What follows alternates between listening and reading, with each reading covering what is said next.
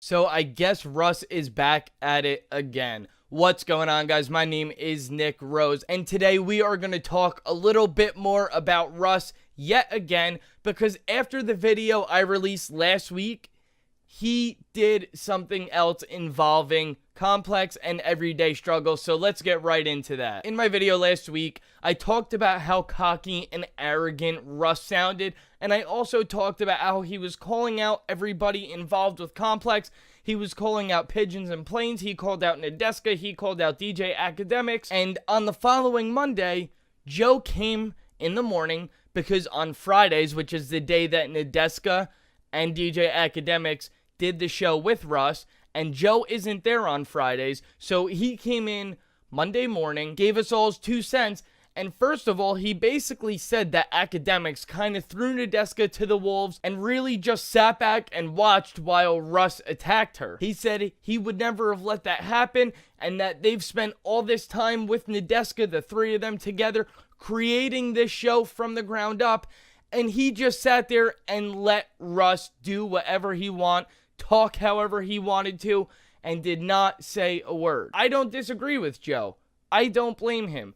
I personally do believe that DJ Academics maybe shouldn't have thrown him off the show like Joe Budden suggested, but at least said, hey man, you're wrong, or whatever. Stick up for her. Let's take a look at a quick clip of Joe on Monday morning.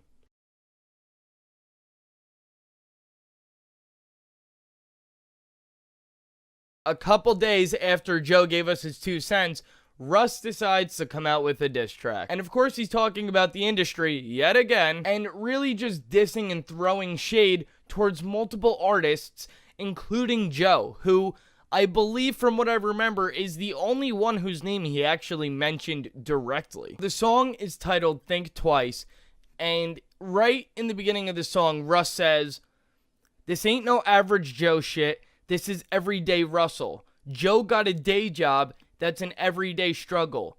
This for all the slow rappers who subliminally diss, you can add it, you can text it, but you'd rather be bitch." So let's play a clip of the song real quick.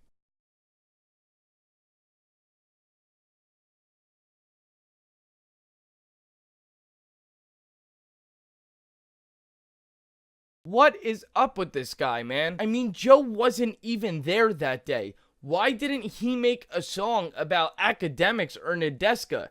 Joe just said he wouldn't have let him talk like that. Does that really justify a diss track? I think not. My original video on Russ was more about his attitude than anything, but now I think it's become something much, much bigger than that. Let's not forget that Joe Budden has friends that are very high up in the music industry, especially when it comes to hip-hop. I mean, is Russ trying to make himself blackballed from the industry? At this point, he's burning too many bridges and making way too many enemies way too early in his career. He truly believes that he can continue on this path without any real consequences. Just because he's an independent artist doesn't mean that he can't be touched by these labels. Don't forget, we are talking about one of the most powerful industries in the entire world. If they decide one day that they want to ruin Russ, they absolutely can. Just to put it in perspective, what about the venues? Think about it. The industry can very easily take control of some of these larger venues. How, you may ask? Well, let's get hypothetical for a second. If a bigwig from Atlantic Records goes to 5 of the biggest venues within the United States, when he goes to them, he says, none of our artists will ever play at your venue again if you guys support Russ.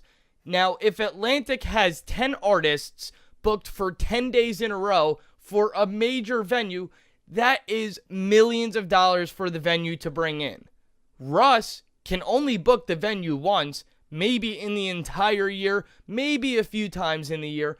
But think about it, who are they going to go with? I know they're certainly not going to pick Russ in this scenario, and his foolish actions will eventually hurt his pocket and his career. And if you think that sounds unrealistic, let's take a look at Hollywood for a second. There have been many, many actors, one of them being Josh Hartnett, who was huge. I mean, there have been guys that are household names, guys that are way, way, way bigger than Russ maybe will ever be. And their careers came to a screeching halt just because they may have pissed off one executive at Warner Bros. Or someone very, very high up within the film industry.